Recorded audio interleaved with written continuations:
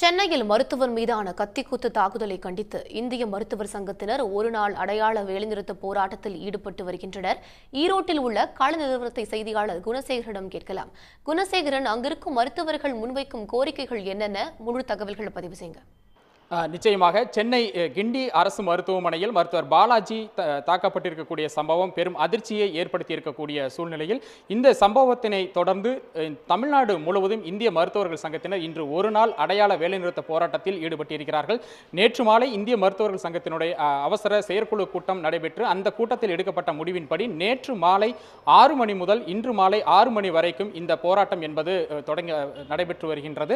குறிப்பாக தமிழகத்தில் இருக்கக்கூடிய 7,900 மருத்துவமனைகள் மற்றும் 28,000 கிளினிக்குகளில் பணியாற்றக்கூடிய 45,000 மருத்துவர்கள் இந்த போராட்டத்தில் ஈடுபட்டிருக்கிறார்கள்.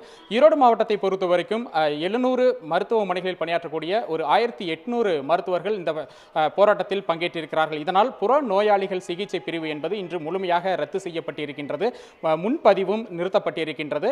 அவசர சிகிச்சை பிரிவு வழக்கம் போல செயல்பட்டு கொண்டிருக்கின்றது. அதே போன்று அவசர அறுவை சிகிச்சைகளும் நடைபெறுகின்றன. அவசரம் அல்லாத அறுவை சிகிச்சைகள் இன்று செய்யப்பட மாட்டாது என இந்திய மருத்துவர்கள் சங்கத்தினர் அறிவித்திருக்கிறார்கள். இந்த போராட்டமானது இன்று மாலை 6 மணி வரைக்கும் நடைபெற இருக்கின்றது. இந்த போராட்டத்தில் என்ன மாதிரியான கோரிக்கைகளை அவர்கள் முன்வைத்திருக்கிறார்கள் அப்படிங்கிறத இந்திய மருத்துவர்கள் சங்கத்தினுடைய மாநில தலைவர் டாக்டர் அபுல்ஹாசன் நம்மகிட்ட இருக்காங்க. அவங்ககிட்ட பேசலாம். சார் வணக்கம். இந்த போராட்டத்தின் மூலமாக நீங்க அரசுக்கு வைக்கக்கூடிய கோரிக்கைகள் என்ன? இந்த தாக்குதல் சம்பந்தம் மிகவும் துயரமானது. இந்த தாக்குதல் சம்பவத்தை கண்டித்து தான் நாங்கள் இன்றைக்கி மாநிலம் முழுவதும் ஒரு வேலை நிறுத்தத்தை அறிவித்திருக்கிறோம். இதில் 45,000 மருத்துவர்கள் ஈடுபட்டிருக்கின்றார்கள். எங்களது முக்கியமான கோரிக்கை என்னவென்று சொன்னால், இந்த மருத்துவர்கள் பணி செய்யும் இடங்களிலே அவர்களுக்கு பாதுகாப்பு அதிகரிக்கப்பட வேண்டும். பாதுகாப்பு இல்லாத இடங்களில் பாதுகாப்பு அளிக்கப்பட வேண்டும். அதற்கு முக்கிய கோரிக்கையான hospitals are declared safe zone, அதாவது மருத்துவமனைகள், அரசாங்க மருத்துவமனை, தனியார் மருத்துவம் இரண்டுமே பாதுகாக்கப்பட்ட பகுதியாக அறிவிக்கப்பட வேண்டும். எப்படி நமது ஏர்போர்ட்டிலும் ரயில்வே ஸ்டேஷனில் எந்நேரமும் போலீஸ் இருக்கிறார்கள், அதுபோல் சில போலீஸ்காரர்கள் இப்போ மருத்துவமனையில் இருந்தால் அங்கே இருப்பார்கள். ஏன்னா நம்ம மக்கள் எல்லாம் ரொம்ப நல்லவங்க தான். பட் உணர்ச்சி பூர்வமானவர்கள், ஏதாவது ஒரு பேஷண்ட் மரணம் அடையும் போதோ, அதாவது ஒரு வியாதி அதிகமாகும் போதோ அவர்கள் உணர்ச்சிப்பட வாய்ப்பு இருக்குது.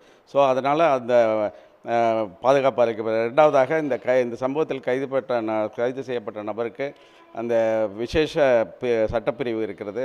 ஆக்ட் 48/2008 என்ற ஒரு விசேஷ பிரிவின் கீழ் அவர்களுக்கு இது கைது செய்யப்பட்டு வழக்கு தொடரப்பட்டு அதிகபட்ச தண்டனை வழங்கப்பட வேண்டும். இது போன்ற சம்பவங்கள் தொடர்ந்து நிகழாமல் இருக்க இந்திய மருத்துவ சங்கம், மக்கள் பிரதிநிதிகள் மற்றும் அரசாங்கம் எல்லாம் சேர்ந்து ஒரு கமிட்டி ஒன்றை செய்து, இது இந்திய மருத்துவ சங்கத்தின் மூலமாக டாக்டர் சிட்டிசன் ஃபாரம்ல ஏற்கனவே அங்கே அமைச்சிருக்கோம். அது ஒவ்வொரு ஊர்லேயும் இயங்கிட்டு வருது. மாநில அளவில் இதை போன்ற ஒரு கமிட்டி நிறுவி எந்தெந்த வழிகளில் இந்த மாதிரி ஒரு பதட்டத்தை நம்ம குறைக்க வேண்டும், இதை போன்ற தாக்குதல்கள் நிகழாமல் இருக்க வேண்டும் என்று நம்ம ஒரு தீவிர ஒரு நடவடிக்கை மேற்கொண்டு இதற்கு ஒரு நிரந்தர தீர்வை காண வேண்டும். மருத்துவர் குறிப்பிட்டதை போல மருத்துவமனைகளில் பாதுகாப்பை அதிகரிக்க வேண்டும். அதே போன்று கைது செய்யப்பட்டிருக்கக்கூடிய நபர் மீது இந்த சிறப்பு சட்டத்தின் கீழ் நடவடிக்கை எடுக்க வேண்டும் என்பன உள்ளிட்ட கோரிக்கைகளை முன்வைத்து தான் இந்த போராட்டத்தில் இந்திய மருத்துவர்கள் சங்கம் இறங்கி இருக்கிறார்கள். இந்த போராட்டத்தின் காரணமாக புற நோயாளிகள் சிகிச்சை பிரிவு முழுமையாக பாதிக்கப்பட்டிருக்கின்றது. ஆனாலும் கூட அவசர சிகிச்சை பிரிவு வழக்கம் போல இயங்கிக் கொண்டிருக்கிறது. விவரங்களை பதிவு செய்தமைக்கு நன்றி குணசேகரன். உடனுக்குடன் செய்திகளை தெரிந்து கொள்ள சன் நியூஸ் பெல் ஐகானை கிளிக் பண்ணுங்க.